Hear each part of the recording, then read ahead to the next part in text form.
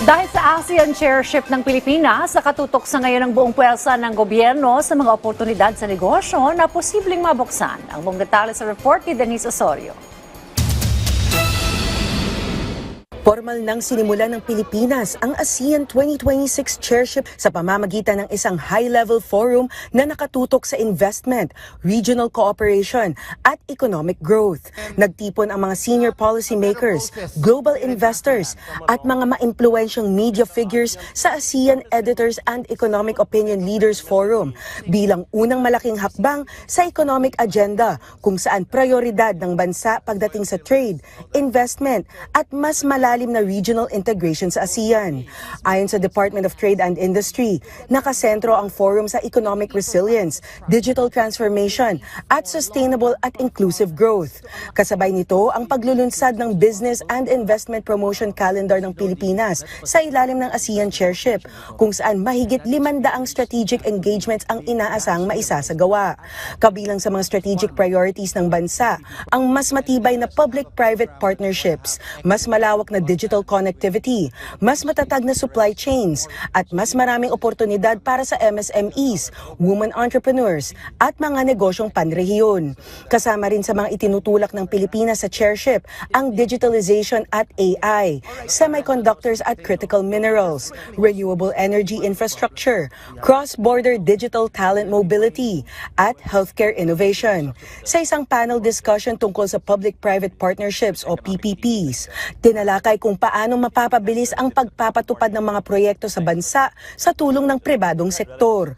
Ipinaliwanag ni Education Secretary Sonny Angara kung bakit kasama ang mga tradisyonal na infrastructure projects, edukasyon at healthcare.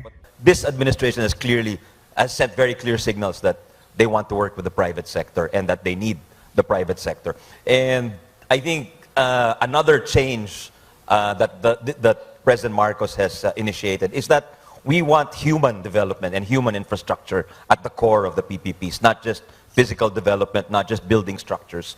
Kaugnay nito, tinalakay din ang mga posibleng modality para sa social infrastructure, kabilang ang pagpapatayo ng mga silid-aralan, habang nananatiling bukas ang pagsali ng malalaking kumpanya sa mga bidding process. Binigyang diin naman ng pribadong sektor na mahalaga ang malinaw na framework sa mga proyekto upang mapanatili ang interes ng mga investor sa mga long-term programs ng gobyerno.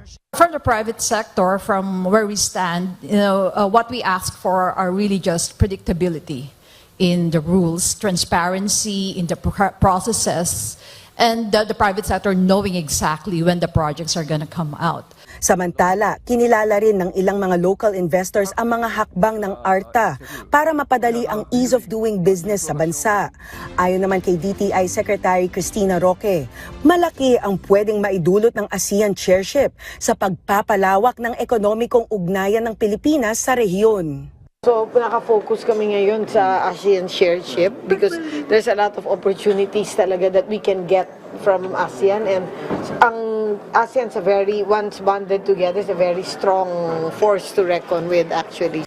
Binigyang diin din ni Secretary Roque na umabot sa 84.41 billion US dollars ang exports ng Pilipinas noong 2025, ang pinakamataas na naitala, kasabay ng 15.2% growth year-on-year. Sa investments naman, nagtala rin ng record high approvals na senyales ng patuloy na pagtitiwala ng mga negosyo sa Pilipinas. Nakatulong din sa paglakas ng investment climate ang mga reforma tulad ng Create More Act, Green Lanes for Strategic Investments at PPP Code na layong pabilisin ang mga proseso at bawasan ang mga hadlang sa pagdenegosyo. Denise Osorio, para sa Pambansang TV, sa Bagong Pilipinas.